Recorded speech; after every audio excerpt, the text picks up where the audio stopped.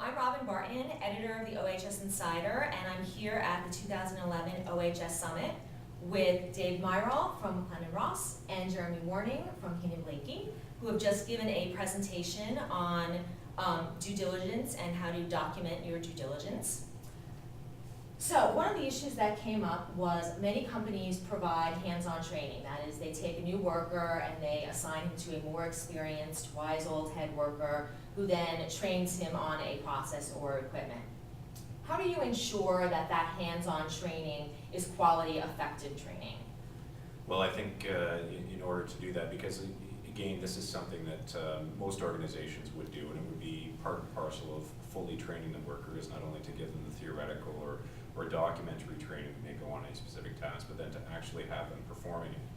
And that if they're going to do that, then there's going to need to be certain levels of control that are placed on the information communicated and the style of training that's provided. And I think you do that through establishing an existing system whereby the more experienced worker knows exactly the kinds of information and activities that he's expected to train the less experienced worker on. So there is if it's a checklist or some other format that's used to say you're going to show all the safety stops on the machine, you're going to show them exactly how to lift something with a lifting device, whatever it is, that laundry list is there, and that there be some confirmation that that's in fact been completed.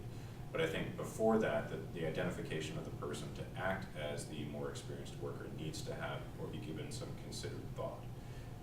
That you can't simply say, okay, well, simply on the basis of time or longevity of employment, we're going to assign a worker to do it. I think it takes some pre-planning to have that initial meeting with the worker to say, okay, we're going to identify you to train less experienced workers on the process or the task, and we're going to need you to show them X, Y, and Z, and perhaps verify that they can do all of those things and do them in the manner that's required, not only by safety procedures in the workplace, but by health and safety legislation generally. Thank you. Dave, anything you'd like to add to that? Well, sure. I mean, I think there's great value in having that wise old owl offer guidance. You know, there's an institutional history there. There'll be a cultural understanding of the company itself. It shouldn't be lost. There's tremendous value there for the company, the employer, the new worker.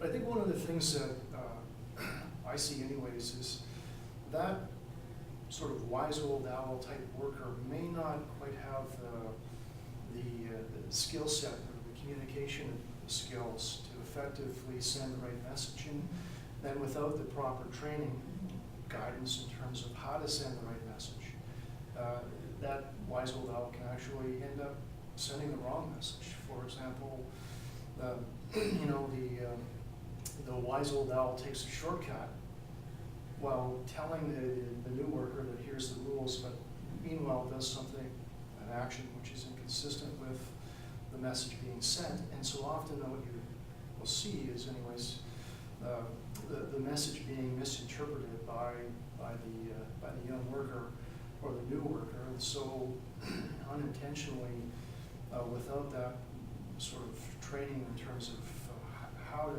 communicate effectively and be consistent, that wise old owl might actually send the wrong